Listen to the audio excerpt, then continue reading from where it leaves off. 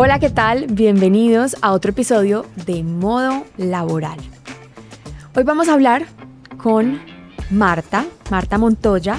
Ella es comunicadora de la Universidad Javeriana, coach certificada por el TEC de Monterrey. Tiene más de 25 años en el mundo organizacional y hace 13 es mentora y formadora en competencias organizacionales. Marta es experta en diseño de conversaciones y hoy vamos a conversar con ella sobre un tema lindo, pero duele mucho, y es cuando sentimos que nos están ignorando. Cuando tenemos una persona, en este caso un jefe, y sentimos que no logramos conectarnos con ese jefe o que incluso ese jefe nos está ignorando voluntariamente. Bienvenida, Marta, y qué rico tenerte aquí. Hola, Caro, gracias por la invitación. Bueno, Marta, hablemos primero un poquito de ti, porque estuve escuchando algo de tu historia y no quiero dejar pasar, pues antes de que entremos en materia, que nos cuentes un poquito de ti, del recorrido que llevas como coach y de esas conversaciones que te ha tocado tener en el mundo, sobre todo laboral. Ok, muy bien. Bueno, alguien me preguntó un día, ¿y quién eres tú? Y yo dije, un ser humano tratando de ser cada vez más un ser humano, es decir, menos mecanizada y más conciencia. Nací en un pueblo que se llama Anserma Caldas, llegué a vivir a Medellín a los 14 años, tuve muchas pérdidas, papá, mamá, luego se murió mi esposo, y eso hizo que en algún momento yo tomara la decisión de certificarme como coach, básicamente haciendo un ejercicio de buscar capacidad de autoobservación. Y lo encontré. El coaching me regaló la posibilidad de descubrir algo que creo que es tal vez el regalo más hermoso que he recibido del universo, y es entender que los seres humanos, primero, siempre estamos conversando. Mientras estamos despiertos, estamos conversando. El problema es que a veces conversamos con otros, pero siempre estamos conversando con nosotros mismos. Y esa conversación que sucede con nosotros mismos, en un porcentaje que llega a ser hasta del 90%, no somos conscientes de lo que nos estamos diciendo. O sea, del 100% de nuestras conversaciones, el 90% son con nosotros mismos. No, del 100% de nuestras conversaciones con nosotros mismos, el 90% es sin que nosotros seamos conscientes de lo que nos estamos diciendo a nosotros mismos. Me explico. Estuve en una reunión, la reunión no funcionó como yo esperaba y yo salgo dándome látigo. La embarré, no dije lo que debía haber dicho, pero yo no estoy consciente de lo que me estoy diciendo. Es decir, mi nivel de conciencia no me permite darme cuenta de cuál es la calidad de la conversación privada que yo estoy teniendo. Entonces, de ese 100% de conversaciones privadas, es decir, que tenemos con nosotros mismos, dicen los expertos que hasta el 90% del día es sin que nosotros nos demos cuenta de eso que nos estamos diciendo. Ahora, ¿podemos transformar eso? Claro que lo podemos transformar. Digamos que podemos avanzar en nuestro nivel de conciencia, pero hay que ejercitarlos. Entonces, cuando yo no soy consciente de lo que yo me estoy diciendo a mí misma, yo permanentemente me estoy constituyendo en un ser humano del que no soy dueña. Voy a poner un ejemplo. Hace poco estuve en una reunión donde no me sentí bien tratada. Yo no me sentí bien tratada. Entonces, como yo no me sentí bien tratada, yo hago el juicio de que yo no le caigo bien a esas personas. Ese juicio que está sucediendo desde mi inconsciente hace que inmediatamente ese pensamiento genere una emoción, y la emoción es miedo. Esa emoción hace que yo tenga una actitud, y mi actitud es estrés. Esa actitud se expresa a través de acciones. Entonces, no duermo bien, voy, vengo, estoy conflictivo, peleo, discuto, y convierto esa acción en un hábito. Y la suma de nuestros hábitos es nuestra vida. Por lo tanto, la calidad de mi conversación privada constituye el ser humano que yo soy, porque ese pensamiento que se convirtió en emoción, esa emoción que se convirtió en actitud, esa actitud que se convirtió en acción y esas acciones que se convirtieron en hábito, constituyeron la vida que yo estoy viviendo. No sé si es claro. Súper claro, súper claro. Y que justo quiero conectar eso que estás diciendo con entonces la conversación que yo tengo conmigo misma tiene que ver con el hecho de que a mí me cueste salir a conversar contigo, porque aquí vamos a hablar un poco de esas conversaciones difíciles, ¿no? Esas conversaciones que nos cuesta tener en el entorno laboral y que, sobre todo, creo que, bueno, por lo menos esta es una interpretación mía, las conversaciones normalmente más difíciles podrían llegar a ser con los jefes por la relación de poder que existe. Hay unos jefes diferentes, que pues digamos que hay unos más abiertos, otros, pero bueno, eso ya es otro tema. ¿Cómo se relaciona esa conversación que yo tengo conmigo misma con el hecho de que a mí me dé dificultad ir a hablar, por ejemplo, con mi jefe? Si en mi conversación privada, repetitivamente, es que yo no soy suficiente, que yo no me siento suficiente, porque tengo la creencia de que no soy suficiente, sí, porque tuve una niñez dolorosa, porque tal vez no me sentí muy reconocida, porque tal vez sentí bullying en el colegio, porque nunca me sentí la más popular en la universidad, y llego a trabajar en una organización. Y la conversación privada que yo tengo permanentemente es de síndrome del impostor y que yo no soy suficiente. En ese marco, empiezo a depender de un jefe por el que yo no me siento reconocida. Entonces, ahí sí, como dice la historia, es como es, ni el enfermo come ni hay que darle. Mi jefe, yo siento que no me reconoce y yo tengo un tema de amor propio bajito y una conversación privada de no soy suficiente. Entonces yo voy enriqueciendo esa conversación privada. Me lo encuentro en el corredor, lo saludo, él no me saluda tan amable. Yo ya sabía, no le caigo bien. Me entero que a 2 compañeros míos los van a mandar a un congreso a Cartagena y yo no estoy invitada, yo ya sabía. Y puede ser también como un sesgo de confirmación. Claro, completamente, porque, y aquí me gustaría que quien esté oyendo y preguntara, ¿y entonces qué hago? Y entonces yo diría, a ese problema le falta una conversación. Escríbele un correíto, mándale un mensajito a tu jefe y dile, me gustaría conversar con usted. Y aquí vendría una conversación que yo siempre le recomiendo a los clientes, que nunca arranque por es que usted, sino es que yo. Es decir, cuando yo te digo, Caro, es que usted no me reconoce, tú te sientes enjuiciada. Y como tú te sientes enjuiciada, te preparas para defenderte y no hubo aprendizaje. Yo te quiero contar, primero te quiero dar las gracias por haberme recibido. Yo llevo 7 meses trabajando en esta compañía. Tengo la expectativa de crecer, tengo la expectativa de proyectarme, de desarrollar mi potencial, y yo estoy percibiendo que la calidad de la relación que estoy teniendo con usted va a hacer que eso no sea posible. Entonces yo quiero preguntar qué hay en mis manos para crecer. Y también me encantaría que me regalara un feedback, cómo me ve, qué cree que estoy haciendo bien, qué creo que podría mejorar. Que tú acabas de decir algo muy, muy lindo, y es que ni usted, inclusive ni yo, sino la calidad, o sea, la calidad de la relación que estamos teniendo no es la óptima. Entonces estamos separando, digamos, las personas del problema. Claro. Y eso hace que bajemos las barreras. Claro, porque es que finalmente yo no fui a juzgarte a ti, ni fui a demeritarme yo, fui a construir una propuesta de que ahí en el ambiente construyamos una nueva relación que sea más positiva. De hecho, me gusta mucho hablar de la ley de Pigmalión, mucho. Digamos que es como mi mayor convicción hoy, que de cara a lo que me estás planteando tiene mucho, se ajusta mucho. Uh-huh. Resulta que yo llegué a depender de ti. Desde el día que me conociste, no te llené mucho. O sea, me miraste y dijiste, Marta es floja, o sea, le falta perrengue, le falta fuerza, le falta ánimo. Y tengo un compañero que te encanta.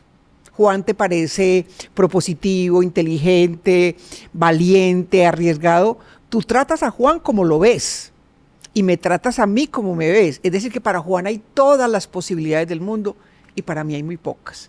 Y en 2 años la empresa te dice, Caro, te vas a otro país, ¿a quién recomiendas para tu posición? Y tú dices, a Juan, sin darte cuenta que nos convertiste en tus Pigmaliones. ¿Qué quiere decir esto? Trata a un ser humano como es y se convertirá en lo que es. No recuerdo de quién es la frase, porque no es como quiero, Sócrates. creo. Trata a un ser humano como Aristóteles. es y se convertirá en lo que es. Trátalo como podría llegar a ser. Entonces, volviendo a esta conversación que estamos planteando, yo fui a decirte, hoy, después de 7 meses, siento que no estamos teniendo la relación que podríamos tener. Yo vengo a ofrecerte mi 50%. Cuento con tu 50% para construir una nueva relación, donde se permitan las conversaciones valientes, donde se permitan los feedback, donde se permitan esas retroalimentaciones que hacen crecer. Okay. O sea, si hay un gran porcentaje que no depende de mí, que a veces creemos que todo depende de mí, realmente no todo depende de mí. Yo estoy en una conversación, una relación con otro y el 50% depende del otro. Claro, yo soy profesora en una universidad donde dicto una clase que se llama Diseño de Conversaciones Difíciles. Y les pregunto a los chicos, siempre al empezar la clase, es gente de Ecuador, de Perú, les pregunto cuál es su mayor dificultad a la hora de tener una conversación difícil. Y me he dado cuenta que el 50% creen que su mayor dificultad es cómo empiezo yo a decir lo que tengo que decir. ¿Cómo empiezo yo a ir a decirle a Caro que no me estoy sintiendo bien tratada, que no me gusta la relación que tengo y que además no veo que estoy desarrollando mi potencial? Ese es el 50%. Y el otro 50% no se preocupan por cómo lo van a decir, sino que se preocupan por cuál va a ser la reacción de Caro. Entonces yo ahí les contesto, usted nunca tendrá en sus manos el otro, nunca tendrá en sus manos el otro, porque el otro es el otro. O sea, es decir, si yo voy donde ti y tú perteneces a una cultura organizacional madura, desarrollada, estructurada, clara, con grandes líderes, es muy posible que ese feedback te haga mucho sentido. Pero si tú eres de una organización clásica, tradicional, con unos egos muy altos, donde la gente es más jefe que líder, donde la gente es más autoridad que líder, es posible que esa conversación te genere como un brinco. Lo que pasa es que yo en mi margen de maniobra me tengo a mí. Elegir el lugar y el momento adecuado, definir el propósito de esa conversación, gestionar qué tipo de preguntas voy a hacer, cuál es la emoción que voy a llevar a esa conversación, qué emoción quiero que el otro tenga en esa conversación y también cómo voy a verificar. Pero el otro no está en mi margen de maniobra. Yo lo único que tengo en mi margen de maniobra es decir, te propongo que suspendamos esta conversación porque percibo que la emocionalidad no le está agregando valor y creo que es mejor que reagendemos. Pero tú eres tú y tu mundo y eso nunca estará en mi margen de maniobra. Por eso es tan importante, cuando yo voy a diseñar una conversación difícil, planear muy bien cuáles son las expectativas que llevo a esa conversación y qué tan reales o irreales son. Marta, volvamos un poquito al principio. ¿Tú has tenido algún jefe que te haya ignorado o te has sentido tú ignorada en entornos organizacionales donde digas, no logro, no sé qué hacer? Me gusta mucho esa pregunta porque yo diría, la Marta que estaba constituida en ese momento, que no tenía tanta conciencia como la que he logrado, no es que tenga mucha conciencia, pero digamos que tengo más. La Marta de ese momento, fue hace muchos años, pero la Marta de ese momento sentía que habían acciones deliberadas de ignorarme. Hoy, cuando lo miro, digo, yo lo generaba. Es decir... ¿Cómo fue? Cuéntanos. Siento que en algún momento, cuando tú bypaseas un líder, cuando tú, en vez de manejar un tema con él, lo manejas con su jefe, ese jefe se siente bypaseado. Es decir... O sea, yo no hablo contigo que eres mi jefe, sino hablo con tu jefe. Sí, por ejemplo... Y le pongo quejas de ti. No, ni siquiera quejas. Ni siquiera quejas. Tramitar procesos. O sea, por decir algo, tú eres mi jefe y tu jefe se llama Roberto. Sí. Y yo en vez de abordar el tema contigo, me voy para donde Roberto directamente. Ok. ¿Por qué? Porque era la Marta inadecuada de ese momento, porque era la Marta temerosa, insegura de ese momento. Entonces, seguramente sentía que ganaba más visibilidad organizacional si lo abordaba con Roberto en vez de abordarlo con Caro. Entonces, claro, Caro reaccionaba a eso. y también entonces me ignoraba. ¿Y cómo veías esa ignorada? O sea, ¿cómo lo veías en la Por cotidianidad? ejemplo, que citaran a 4 o 5 personas pares mías a una reunión y a mí no. Ay, duro. Claro, en ese momento era muy duro y me da Claro. risa porque hoy lo veo como que todo lo que viví, todo lo que aprendí, todo lo que se tornó en experiencia, constituyen a la Marta que hoy existe, que me Claro. encanta. Una Marta supremamente satisfecha con la manera como hoy aborda sus conversaciones y con el permiso que se da para decir lo que hay que decir, siempre desde la asertividad, siempre desde el no enjuiciar y no maltratar. Porque al final, ¿qué es ser asertivo? Es decir lo que yo tengo que decir, lo que quiero decir, pero sin atentar contra el otro. Ujú. ¿Ok? Bueno, entonces empezaste a recurrir al jefe de tu jefe, Sí. empezaste a conversar con él más que con tu jefe. ¿Por qué? ¿Te daba temor? Porque no me sentía tan valorada ni tan reconocida. O sea, Por yo tu jefe. sentía que... En cambio, por el otro sí. Sí, claro. Ok. Entonces tu jefe lo empezó a sentir, empezó a organizar cosas y a dejarte por fuera, Yo agredí y él respondió. y él respondió. Y tú no te habías dado cuenta que todo era... O sea, todo hacía parte de unas mismas actitudes. Es que la Marta de esa época, como tenía perfil de víctima, le fascinaba tener argumentos para victimizarse. Si vio, ahí hizo otra cosa, no me reconoce, no me da un lugar. Porque finalmente a la víctima le encanta tener argumentos para sostener que ella es víctima, le fascina. Y cuando la víctima se sale del rol y entiende que de lo único que uno es víctima en la vida es de las decisiones que toma o que no toma, y asume el rol de protagonista, es decir, la calidad de la vida que yo tengo depende de las decisiones que tomo. Tengo un marido que me maltrata y no me valora. Querida, ¿qué estás esperando para tomar una decisión? Trabajo en una organización que no me llena y que no me siento satisfecha. ¿Qué estás esperando para tomar una decisión? Tengo un jefe por el que no me siento valorado. ¿Qué estás esperando para ir a abordar esa conversación? Porque al final yo nunca tendré en mis manos lo que pasa, nunca, pero siempre tendré en mis manos cómo reacciono frente a lo que pasa. Entonces, si mi jefe hoy, yo no me siento valorado, reconocido, tenido en cuenta, aborda esa conversación, abórdala. Y abórdala desde la asertividad. No, es que usted, no. Yo siento, a mí me parece, yo creo, a mí me gustaría. Y al final, yo estoy aquí dispuesto a ofrecer mi disposición a construir una nueva relación, pero quiero escucharle cómo me ve, en dónde me ve en 5 años. Bueno, antes de que profundicemos en este tema de las herramientas, quiero continuar hablando de ese proceso que viviste, porque tú dijiste la Marta de antes. ¿Y a qué te refieres con la Marta de antes? O sea, ¿cómo era la Marta de antes?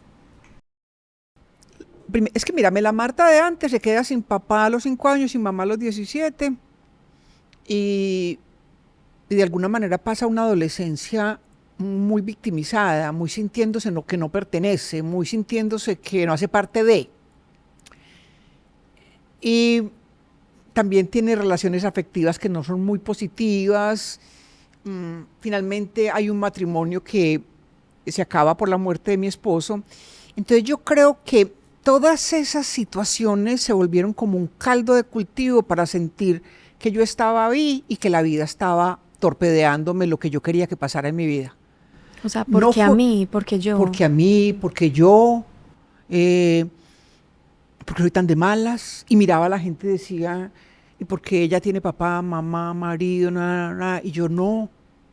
Y porque él tiene, y yo no. Y no es sino hasta que empiezo a hacer este ejercicio de conciencia a través de la certificación, donde reconozco que eso que te dije ahorita, que al final todos los seres humanos vivimos situaciones duras, difíciles, complicadas, pero que el tema no es lo que vivimos, sino cómo reaccionamos. Me imagino que tú, por ejemplo, conoces la historia de la fundadora de la Fundación Juanfe, que por ejemplo para mí es un ejemplo hermoso de cómo una mujer toma la decisión de reaccionar ante la muerte de un hijo, crear una fundación para proteger otros chiquitos. Entonces, creo que fue ahí donde mi nivel de conciencia dio como un saltico para entender que yo nunca tendría en mis manos lo que pasa, pero que siempre tendría en mis manos cómo reaccionas a lo y es que ahí pasa. donde yo dejo de soltarme, me despido de la Marta víctima y me empiezo a ver como una Marta responsable de lo que vive y de lo que le pasa, de las decisiones que toma. Y empiezo a entender muchas cosas. Tal vez una de las cosas más hermosas que aprendí, por ejemplo, es que el lenguaje no es inocente. Cuando yo digo, Carolina me ignora, yo le pongo una carga emocional que es mía. Carolina está ocupada haciendo algo y no me saludó. Y yo digo, Carolina me ignora. ¿Por qué digo me ignora? Porque yo le puse a Carolina la expectativa de que me salude como yo quiera. Y si no me cumple la expectativa, entonces yo verbalizo, me ignora y lo hago mío. Mi hija me contradice. No, mi hija contradice. Contradice. Mi amigo olvidó mi cumpleaños. No, mi amigo olvida los cumpleaños. No es me. O sea, ¿por qué me define a mí lo que el otro hace? ¿Por qué? Es un tema de vocabulario. Por eso te digo, el lenguaje no es inocente. Mi suegra... Y si va construyendo también como tú ves el mundo, el filtro. Claro, claro, porque en algún momento sientes que el mundo está confabulado para que tú la pases mal. Sin entender que lo estás generando. Yo creo que el coaching me ha hecho un regalo gigantesco y es que cada verbalización que una víctima trae a mis sesiones me enseña más, ¿cierto? Porque una víctima, por ejemplo, te puede decir, yo llevo 20 años en esta empresa y mi jefe nunca ha pensado que yo me merezco un ascenso. Entonces yo le pregunto, ¿cuántas veces has abordado esa conversación con tu jefe? No, es que a él no se le ha ocurrido. ¿Y qué tiene que suceder para que seas tú el que le digas, regáleme un café y conversemos? Ay, no, Marta. ¿Por qué? Porque es más cómodo quejarse. Es más cómodo porque además a la víctima le fascina tener argumentos que le ratifique que es víctima. No hay nada más difícil que darle argumentos a una víctima de que se puede empoderar. ¿Cuál es ese paradigma que tú dices es el más recurrente que yo veo en mis coaches? O a las personas a las que le hago coaching en las empresas, yo veo que eso se repite, se repite, se repite. ¿Qué pasa? Y que se repite actualmente. El síndrome del impostor. ¿El síndrome del impostor? Sí, me los encuentro con cargos muy altos, cargos medios y cargos bajos, parados en las empresas brillando y teniendo una conversación privada en la noche de angustia, de no soy suficiente. Yo he tenido tres personas que me han dicho exactamente lo mismo. Yo asistí a esa junta y yo pensaba, que digo que no suene mal, que digo que no suene horrible, que yo necesito hablar, necesito que me oigan la voz, mi jefe está esperando que yo hable y yo no sé qué decir. Y se acaba la reunión y yo no encontré qué decir y me siento muy mal. ¿Y tú qué les dijiste? Les digo que una cosa que para mí es un axioma en la vida, un axioma. Yo tengo fama en la gente que me conoce de que yo pregunto muy bien, que yo tengo unas muy buenas preguntas y yo tengo muy claro que es un tema de escucha. Es decir, si tú llegas a una sesión y me dices, Marta, yo vine donde ti porque es que todos los hombres son iguales. Yo no me tengo que inventar una pregunta, sacármela de un sombrero de mago. Yo simplemente te digo, todos. Y ya. Y tú me dices, bueno, no todos, los que yo conozco. Y yo te digo, todos los que tú conoces. Y ya.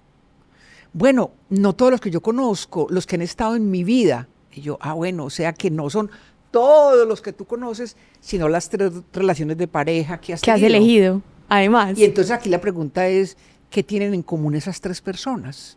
Entonces lo que te digo es que mi recomendación es, no tengan esa reunión, una conversación privada, ¿qué digo, sino escuche muy bien, póngase al 100 en la escucha y cuando tu jefe diga, y ese tema ya lo tenemos resuelto, tú le preguntas, me gustaría entender, cuando usted dice que ese tema lo hemos resuelto, ¿de qué está hablando? Y usted está mostrando interés y está profundizando.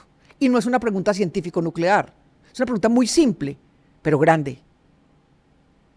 Estamos cuidándonos frente a todos los riesgos, por ejemplo, una empresa de tecnología. ¿Eso qué significa? Entonces, al final, una cosa que me encuentro una y otra vez es que queremos aparentar ante los demás, es que no la sabemos, aparentar ante los demás que no la sabemos todas y que la que no sabemos la tenemos anotada en una libretica. Cuando al final Cuando yo desde la vulnerabilidad te digo, Caro, no sé de qué estás hablando, me cuentas. Yo en vez de pequeñecerme, crezco ante ti, porque estoy reconociendo mi ignorancia. ¿Y quién dijo que me las tengo que saber todas? Estás hablando de la vulnerabilidad. Y esa vulnerabilidad, hemos escuchado muchísimo hablar de ella. Incluso desde que Brené Brown la puso ahí y empezó a difundirla, se ha estudiado un montón de eso, cómo genera conexiones. Ahora, cuando yo voy a tener conversaciones complicadas, complejas, difíciles, sobre todo con mi jefe, que siento que me ignora, ¿qué papel juega la vulnerabilidad? Y ya vamos a volver a tu historia para ver cómo terminó todo, que la tengo ahí guardadita. Yo estoy de acuerdo contigo, creo que Brené Brown le hizo un regalo a esta sociedad cuando puso una mujer del mundo de los números, porque es que no venía de lo humano. Brené Brown viene del mundo de los números, y pone la vulnerabilidad y dice, no hay nada que nos haga tan vulnerables como pretender no ser vulnerables. Y no hay nada que nos haga menos vulnerables que reconocer nuestra vulnerabilidad. Entonces una recomendación que le podría hacer a esta persona es arranque por decirle eso. Quiero contarle que tener esta conversación para mí no es fácil. Pero estoy haciendo un ejercicio de coherencia con mis sueños y con mis expectativas.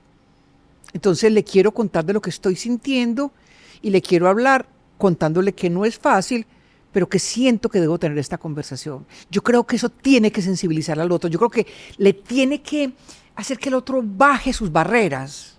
Yo te quiero contar que no es fácil para mí tener esta conversación. Que ahí... Me surge la duda de qué pasa si yo me enfrento a un jefe que es muy jefe, que yo no siento seguridad psicológica al enfrentarme a esa conversación y que probablemente sienta que yo decirle eso lo vaya a poder tomar en contra o vaya a decir esta persona está insegura o sea, no me siento con la confianza ni con la seguridad de que esa persona va a resguardar mi vulnerabilidad.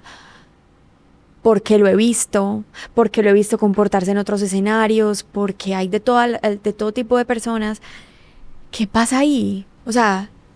Yo ya no me creo eso, Caro. Yo ya no me lo creo. Okay. Yo ya no creo que... O sea, es decir, tú puedes ver al presidente de la compañía caminando por el corredor con la percepción de que se las sabe todas y que domina todo. No, ahí hay un ser humano, que tal vez viene angustiado porque tuvo una discusión con su hija ayer. O tal vez esta mañana la esposa le dijo que está harta de que él viaje tanto y que está pensando a dejarlo. Entonces mis conversaciones siempre apelan a lo más humano por fuera del rol. Es que ese ser humano no es el rol. Uh-huh. Ese ser humano, además de ser presidente, se llama Roberto, siente, le duele, tiene miedo, asiste a juntas directivas donde se siente angustiado. O sea, cuando yo de pronto dicto un taller, me ha pasado... Y la presidenta de la compañía, al principio me acercan y me dicen, yo quisiera tener una sesión contigo y quisiera hablar. Yo tengo que ir a unas juntas directivas donde me siento muy mal, donde me siento que no soy valorado. Son los mismos, vestidos con zapatos más finos y con vestidos más finos, pero son los mismos, humanos. Entonces yo creo que si yo llego a esa conversación, no desde la arrogancia, no desde y me la sé todas, sino desde lo más humano, yo quiero tener una conversación con usted. No es fácil para mí, me cuesta, por quién es usted, por su rol, pero es un ejercicio de coherencia conmigo, estoy sintiendo esto, yo quiero sentir que le agrego más valor a esta organización y me gustaría construir con usted puentes, acuerdos para yo crecer. Aquí está mi 50, yo cuento con sus 50. Mira que hablas de lo humano y me acuerdo de esa figura, no sé si has escuchado de esa figura que existía en el Imperio Romano, cuando salían los emperadores a la multitud, había un personaje que tenía el rol de decirle en el oído al emperador, memento mori, memento mori. Y memento mori es algo así como, y tú también vas a morir, pues, más o menos la traducción. Como, eres igual de humano, recuerda que también vas a morir. Y se lo repetía, y ese era su trabajo, repetírselo y repetírselo, porque imagínate, la multitud, la cosa, y otra persona acá que te aterriza y te dice, hey, pilas, que usted también es un humano. Entonces apelo a lo que acabas de decir, a la humanidad que todos tenemos, a que todos nos vamos a morir. Y todos hay algo tenemos... que yo le recomiendo mucho a mis clientes y te lo voy a dejar, y me lo aplico a mí misma porque hace como un mes dicté un taller en Bogotá en una empresa muy importante de este país y yo la noche anterior tenía estrés. No tenía estrés porque yo dudara de lo que yo iba a hacer, tenía estrés porque dudaba de su actitud y su disponibilidad, porque son personas muy ocupadas y alguna vez había tenido otra experiencia donde había sentido que no les interesaba, no fluía. Y yo estaba estresada y de pronto me hice esta pregunta que se la hago a los clientes y me la hice a mí misma. ¿Qué es lo peor que puede pasar? ¿Qué es lo peor? Lo peor que puede pasar. ¿Cuál es el peor escenario? Que no les guste. Eso es lo peor. ¿Y qué es lo peor que puede pasar? Que digan que no quieren que Marta vuelva a dictar un taller. ¿Y qué es lo que peor que puede pasar? Nada más, nada. Entonces, si yo voy a ir a tener esa conversación y estoy muy asustado, ¿qué es lo peor que puede pasar? Y al final, la respuesta es... Y ahí me gusta mucho llegar a un punto donde yo le digo a la gente, los pensamientos no son la realidad, son nuestra interpretación de la realidad. Es decir, ese pensamiento que yo estoy teniendo de que ese jefe es más que yo, puede que tenga un rol más importante que yo, pero no es más que yo. Pero yo pienso, ese jefe es más que yo, ese jefe no me reconoce, no me da un lugar, ese pensamiento, yo lo vuelvo a la realidad porque estoy en piloto automático. Es decir, porque no estoy viendo mi conversación privada. Si yo me paro y digo, a ver, Marta, espérate un momentico. ¿Por qué estás tan estresada? Porque mañana voy a tener la conversación con mi vicepresidente. Okay. ¿Qué es lo que te preocupa? Que él no se ponga en actitud empática con tu emocionalidad. ¿Qué herramientas tienes? Puedes hablarle de ti, de lo que tú quieres, de lo que te preocupa y preguntarle si está dispuesto a apoyarte. Él te contesta que no. ¿Qué es lo que peor que puede pasar? Tal vez que yo concluya cuando salga de esa reunión que es hora de actualizar mi hoja de vida y buscar a un lugar donde yo pueda crecer y proyectarme, porque también aboco a eso. Si yo tengo tan claro en la vida qué quiero y a dónde quiero llegar, no se haga eso de quedarse donde no está sintiendo eso. La vida es demasiado cortica. Yo siempre he dicho que rico que nos cojan los 80 años en una silla mecedora pensando, viví como quería vivir. Sí. No viví como tuve que vivir. Que hay una profesora que yo admiro mucho, Juliana González, ella dice, el privilegio de una vida elegida. Tal cual. Es un privilegio. Había oído. El privilegio de una vida. Por eso te dije ahorita que la Marta de esa época y la Marta de ahora, porque la Marta de ahora es la Marta de una vida elegida. Para muchas personas que giran a mi alrededor, yo ya debería estar tejiendo crochet en la casa y viendo Netflix, ¿cierto?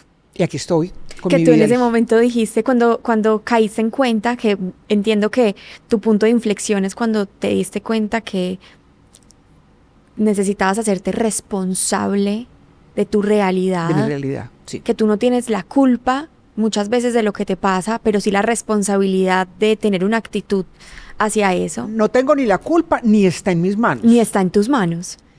Pero cómo lo abordo, cómo lo enfrento, cómo lo vivo, sí está en mis manos. Claro.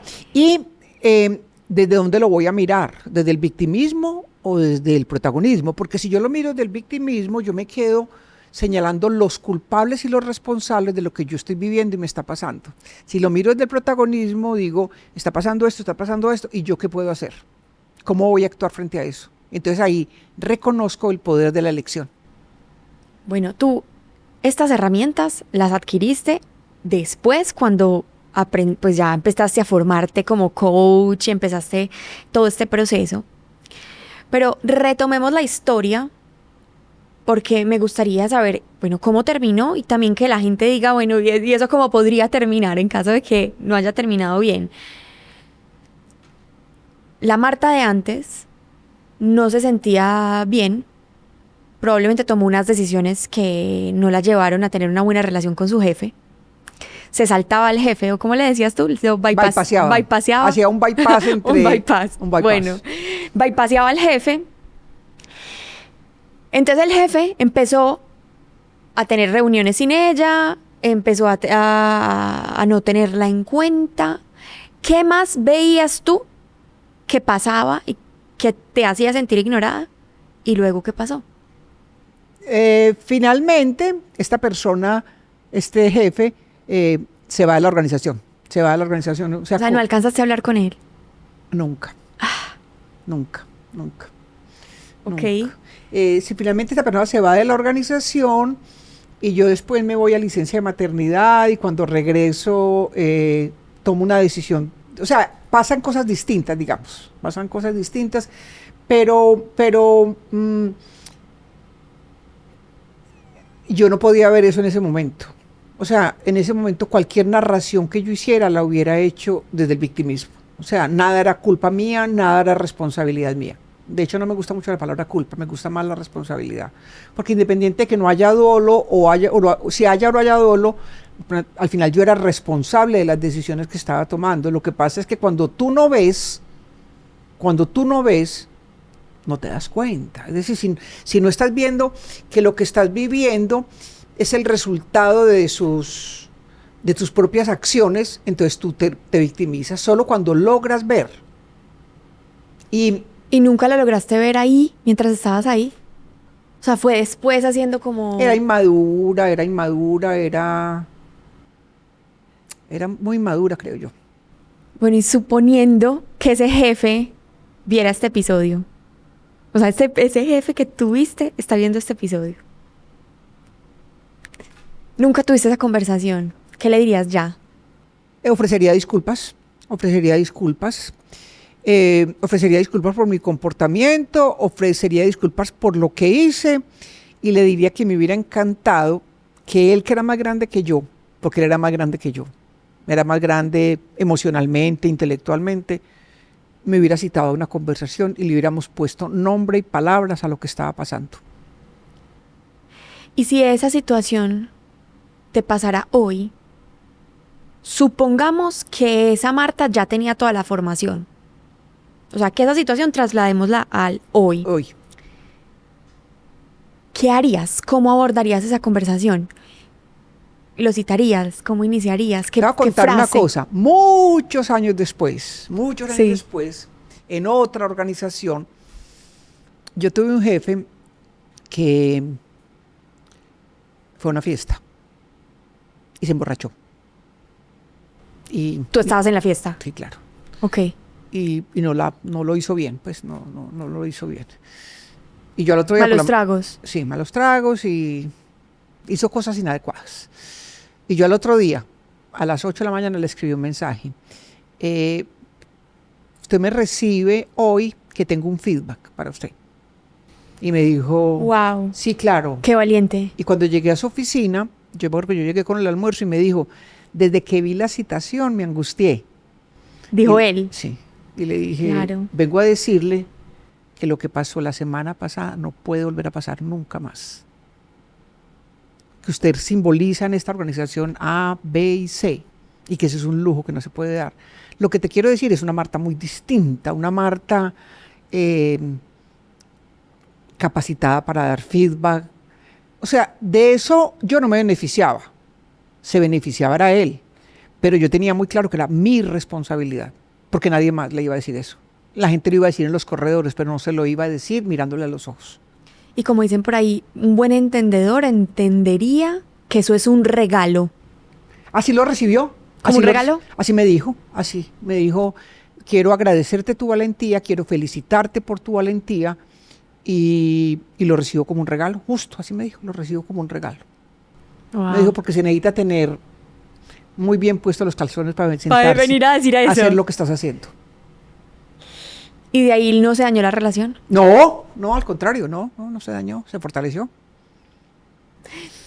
Bueno, este caso me da pie para preguntarte qué debería tener una conversación difícil con un jefe. Primero, no se vaya nunca a tener esa conversación sin definir el propósito de esa conversación. Es decir, ¿qué quiere lograr? ¿Qué tiene que suceder para que usted sienta que esa conversación fue exitosa? Es decir, pregúntese, Yo le voy a pedir cita a Caro para tener una conversación difícil porque le voy a decir que yo hoy me siento mal remunerada y que siento que yo le agrego un valor a esta organización que no es correspondiente con mis ingresos. ¿Cuál es el propósito de esa conversación? Si ella no me lo aprueba el incremento, por lo menos que ella me reconozca que es real mi percepción y que va a trabajar en eso. Porque muchas veces los jefes no pueden, cada vez pueden menos. Porque cada vez más las líneas salariales, las escalas salariales están manejadas desde un ente. Es decir, cada vez los jefes tienen menos margen de maniobra. Pero tú sí te puedes comprometer conmigo a que en diciembre, cuando la organización autorice los incrementos y le dicen, Caro, te vamos a autorizar incremento para 3 o nivelación, tú digas a Marta, que desde marzo le prometí. Entonces, vuelvo al ejemplo. No aborde nunca esa conversación sin definir un propósito. ¿Para qué realizo esa conversación? ¿Qué quiero lograr? Y delimite lo más preciso posible las expectativas. Segundo. Bueno, vamos por partes. ¿Qué quiero lograr?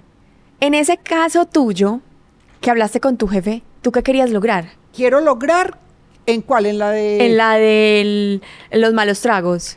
Quería lograr que él entendiera, primero, que él era demasiado vulnerable en la organización por lo que él representaba y que eso que había hecho iba en detrimento de su imagen y el peso en la cola que podría tener para ser reconocido como un líder que merece ser imitado, tenido en cuenta, valorado, reconocido. Es que los líderes son modelos.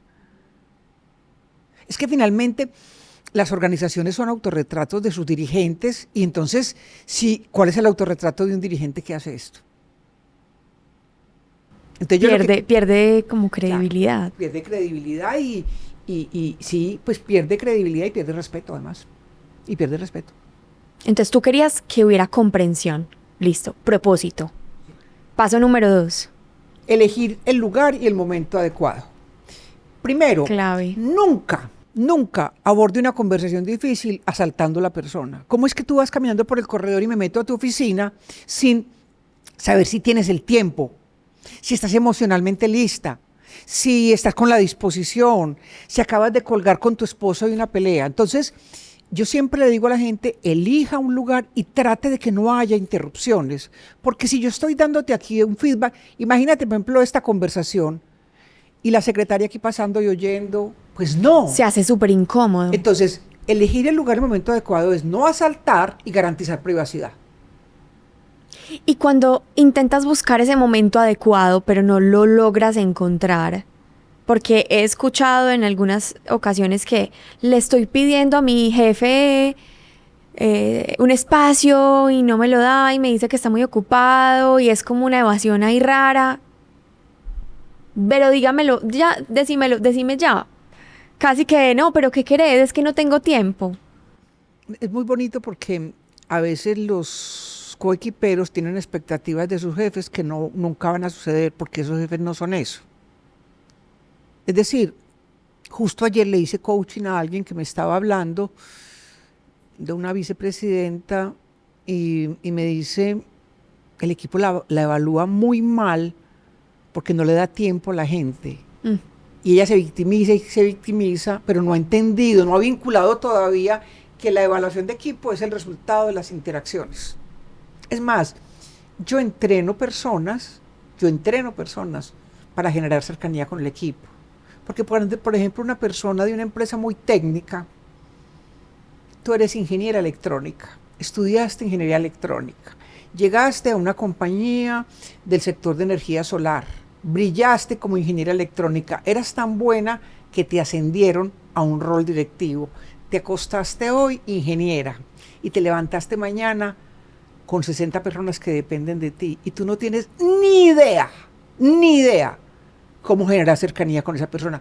No porque no quieres, es que no sabes, es que eres una persona técnica, para ti los desafíos adaptativos no existen. Entonces, los entreno, ¿cierto? ¿Cómo es esa primera conversación? No arranque diciendo, lo que vamos a hacer este año es esto y esto. Arranque por preguntarle a esas personas cuáles son sus sueños, de qué se sienten orgullosas, qué han logrado en la vida. O sea, mire a esa persona por fuera del rol, mire a ese ser humano qué siente, lo le vas a duele. conocer. Conózcalo. Y también les digo siempre, tenga preparado también el suyo. Es más, seguramente si usted es una ingeniera electrónica que trabaja en una empresa de energía solar en Bogotá, es posible que los 12 que dependen directamente de usted sean parecidos a usted. Entonces, arranque por abordar esas conversaciones donde humanices la relación. Marta, y también hablamos mucho del líder, y el líder también es generar cercanía con el equipo y conocer al equipo, pero también hay una realidad, y es que el líder empieza a ser muy solo, o sea, empieza a sentirse muy solo en muchos momentos, y también como el equipo necesita generar esos puentes, no solamente el líder hacia el equipo, sino también el equipo hacia el líder, quién es su jefe, qué le gusta a su jefe, cómo es su personalidad, cómo es su estilo de liderazgo. Hace poco acompañé a una persona y metidos en el mundo del supuesto, esta persona suponiendo que el equipo no quería interactuar con ella. Y el equipo súper prevenido por la organización de la que ella venía. Y estaba metido en el mundo del supuesto. Entonces yo supongo que no quieres tener relación conmigo y tú supones que yo no estoy interesada en tener relación contigo. Y entre tu supuesto y mi supuesto se abre una brecha fría, helada, de no relación. Y cada vez estamos más distantes, y tú la estás pasando muy mal y yo la estoy pasando muy mal. Y si uno de los dos no tiene la valentía gerencial de ir y decir, Caro, ¿por qué no hablamos? Tú llevas 3 meses en esta compañía y yo me quedé esperando que un día me llamaras y me dijeras que quieres saber algo de mí, te quiero contar. Soy viuda, tengo 2 hijos, amo esta organización, llevo 25 años en esta compañía, me asustó tu llegada, pensé que podría tambalear mi futuro, quiero venir a poner aquí mi disposición de ser tu coequipera. Yo también quiero conocerte y saber un poquito. Ya, poner la vulnerabilidad ahí. Total. Al servicio de la conversación. Y algunos me contestan, no Marta, pero es que yo no soy como de hablar cosas personales, y yo siempre les digo, es que no tienes que ir a preguntarle qué marca de ropa interior usa, ni si tiene peleas con el marido. No es esa conversación la que tiene que generar. No es esa. No vamos a hablar de lo íntimo, vamos a hablar de lo cercano y de lo humano, que son 2 cosas totalmente distintas. Claro que ese conflicto lo tienen muchas personas, pero a mí no me gusta preguntarle a la gente, me parece muy invasivo, pero es que no tienes que ser invasivo. Sí. Pero por lo menos mirar a esa persona hasta dónde abre espacio para conversar. ¿Tú tienes problemas con tu esposo? No, es que no es esa conversación, es una conversación humana, no íntima.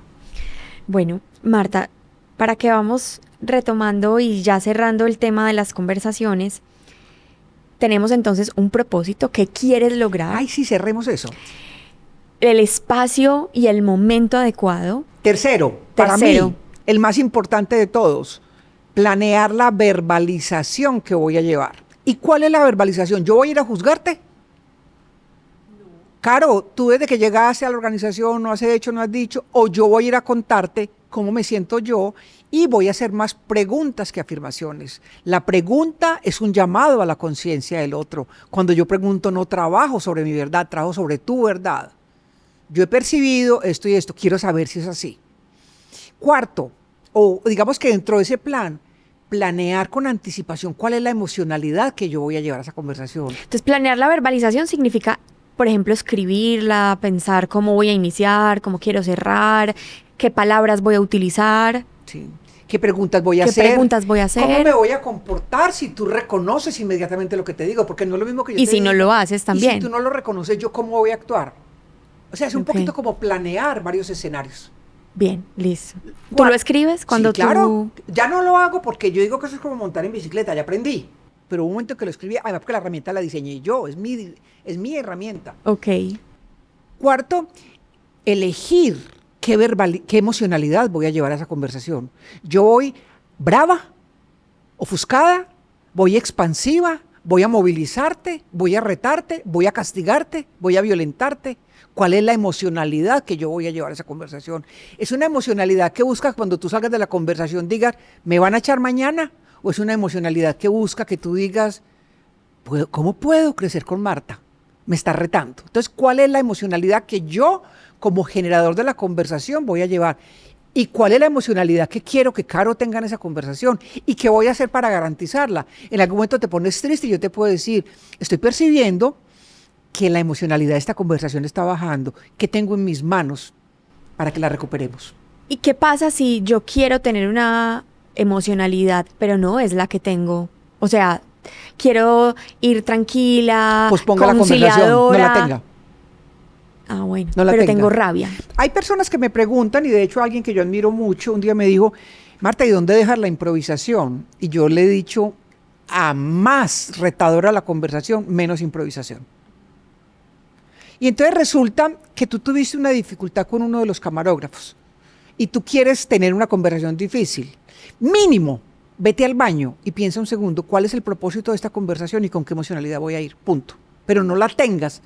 O sea, no empieces a tener la conversación sin saber ni siquiera para dónde vas. Es que si no sabes para dónde vas, la posibilidad de que esa conversación se pierda es muy grande. Entonces, planee la emocionalidad que va a llevar, piense usted con qué emocionalidad quiere que se vaya la otra persona y cuide y vigile durante la conversación que la conversación se mantenga en el tono emocional que usted planeó. Y si definitivamente no responde, si gritas, lloras, pataleas, suspende la conversación. Caro, te quiero proponer que suspendamos esta conversación y reagendemos cuando las emociones estén al servicio de esta conversación. Como decía, creo que era Roosevelt, he preparado minuciosamente esta improvisación. Ah, sí, no sabía. Espectacular. Espectacular. No quiero dejar el último. No te pares de esa conversación sin verificar con qué se va esa persona, qué se lleva de esa conversación. ¿Qué quieres que se lleve? Sí, que está definido en el propósito. Si mi conversación difícil contigo era que tú me dijeras que vas a reevaluar mi salario, que no tienes las posibilidades de incrementarme, pero que te llevas de esa conversación la inquietud de hablarlo con talento humano, que tú te vas con la iniciativa de revisar, yo cumplí mi propósito de la conversación. Si tú me dices, no lo veo pertinente, Marta, no veo razones para que tu salario sea revisado, yo diría, vuelva y empiece. O empiece a pensar si es la organización en la que usted no quiere estar, ¿cierto? Porque finalmente es, ponga por delante sus expectativas, pero bien vendidas y bien conversadas. Entonces, cierre la conversación verificando si se cumplió el propósito de esa conversación. Y ahí tú sabrás si esa conversación fue exitosa o no fue exitosa. La mayoría de la gente a la que yo le pregunto, ¿cómo sabe usted que una conversación fue exitosa? Siempre me contesta, siempre. Pues yo miro a la persona, pues si sonríe. No. Defínalo. Esa conversación será exitosa cuando usted vea que se cumplió el propósito. Aunque la persona esté molesta, aunque en ese momento esté alterada. Eso va a pasar. Ajá. Eso va a pasar. Porque si de pronto mi conversación difícil... Porque puede que la otra persona se moleste, pero finalmente fue consciente. Claro. Y mi propósito era que generar conciencia. Sí. Si tú y yo estamos sosteniendo a mi papá y mi mamá, y tú dejaste de dar dinero, y estás recostada en mí, y mi propósito es que tú te vuelvas a vincular financieramente, es posible que cuando yo estoy verificando tu compromiso, tú estés molesta conmigo. Pero es que yo abordé esa conversación, es para que tú asumas una responsabilidad. Ese era el propósito de la conversación. Ok. Marta, ya para que cerremos, las personas que en este momento se están sintiendo ignoradas por su jefe, es decir, tienen una carga emocional, tienen un estrés, una tensión, una recomendación que tú le darías para dar el paso e iniciar esa conversación, como motivarlos a que vamos a tener esa conversación. Siempre mi primera invitación es revise su conversación privada. Revise lo que Caro le está diciendo a Caro. Revise lo que Jorge le está diciendo a Jorge, porque en la conversación privada podrá encontrar mucho de esa percepción de ignorar. Si después de usted revisar su conversación privada, hace este ejercicio que es muy simple y muy bonito, que lo tomo prestado de la psicología, mi juicio es que estoy siendo ignorada. Uh-huh. El hecho es que mi jefe no se reúne conmigo hace 2 semanas. ¿Cuáles son las evidencias que yo tengo de ese juicio? Que mi jefe no se reúne hace 2 semanas conmigo. Entonces abordo la conversación desde ahí. Desde las evidencias. Desde las evidencias, no desde el juicio. No desde el juicio, porque es que el juicio es percepción. y la percepción define tu realidad, pero la tuya, no la del otro. El otro puede estar pensando que confía plenamente en Caro, que hay gente que está recién llegada y que a Caro la puede dejar más suelta porque hay 2 o 3 que tienen que estar ahí encima. Y Caro está leyendo que la están soltando y él está creyendo que le está dando autonomía. Pero el mensaje para mí más importante sería: revise el cuento que se cuenta. Revise lo que usted se está diciendo a usted mismo, porque el cuento que usted se cuenta constituye el ser humano que es y la calidad de vida que tiene. Ay, qué lindo. Ay, Marta, gracias por esta conversación, por tu tiempo. Creo que aquí aprendimos primero a mirar hacia adentro. Siempre. Y a mirar hacia adentro cuáles son esas conversaciones que yo estoy teniendo conmigo misma que constituyen el filtro con el que veo la realidad, y que ese filtro sí va a tener una incidencia en las conversaciones que yo tenga, sea con mi jefe, sean con mis compañeros, con mis familiares. Entonces, antes de yo ir a abordar esa conversación, que tú nos has dado unas herramientas muy lindas en este espacio, me pregunto qué estoy creyendo yo de mí misma.